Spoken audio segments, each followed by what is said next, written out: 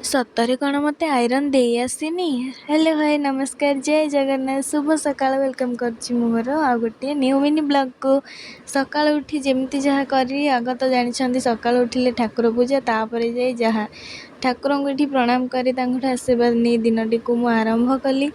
ମୁଁ ମୋର ଯେମିତି ଯାହା କାମ ସକାଳୁ କରିବା କଥା କରିଦେଇଥିଲି। ତାପରେ ଯାଇ ବାବା ମାଆଙ୍କୁ ଏଠି ମୁଣ୍ଡିଆ ମାରିକି ଦିନଟିକୁ ବହୁତ ଭଲରେ ଯେମିତି ଯାଉ ସେସବୁ ଡାକିକି ଦିନଟିକୁ ଆରମ୍ଭ କରିଥିଲି। ତାପରେ ଗୁଡୁନୁଙ୍କର ବହୁତ ଗୁଡ଼ିଏ ଡ୍ରେସ୍ ରହିଯାଇଥିଲା ଆଇରନ୍ ଦେବା ପାଇଁ, ସେସବୁକୁ ମୁଁ ଆଜି କାଢ଼ିଥିଲି।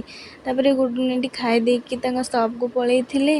ଦେଖୁନାହାନ୍ତି ବାବୁ ଖାଇବେ କ'ଣ, ମୋବାଇଲରେ ବ୍ୟସ୍ତ। ଏତେ ଫୋନ୍ ଆସୁଛି ଯେ ବାବୁ ଖାଇବା ବେଳେ ବି ମୋବାଇଲ ଦରକାର ହେଉଛି। ତାପରେ ମୁଁ ମୋର ଆଇରନ୍ ଦେଉଥିଲି, ଗୁଡୁନୁ ଆସି ମୋତେ କହିଲେ ତୋତେ ଆଇରନ୍ ଦେଇ ଆସିନି, ଦେଖେ ମୁଁ କେମିତି ଆଇରନ୍ ଦେଉଛି, ଠିକ୍ ସେମିତି ଆଇରନ୍ ଦେବୁ। ଦେଖୁନାହାନ୍ତି ବସିକି କେମିତି ରେଣ୍ଠି ରେଣ୍ଠି ଆଇରନ୍ କରୁଛନ୍ତି।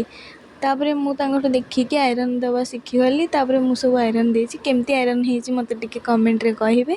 ତାପରେ ତାଙ୍କ ଡ୍ରେସ୍ ସବୁକୁ ମୁଁ ସଜାଡ଼ିକି ନେଇ ତାଙ୍କର ରଖିଦେଇଥିଲି। ରହୁଛି ନମସ୍କାର, ଜୟ ଜଗନ୍ନାଥ। ଭିଡ଼ିଓଟି ଭଲ ଲାଗିଥିଲେ ଲାଇକ୍, ସେୟାର, ସବସ୍କ୍ରାଇବ୍ କରିବେ।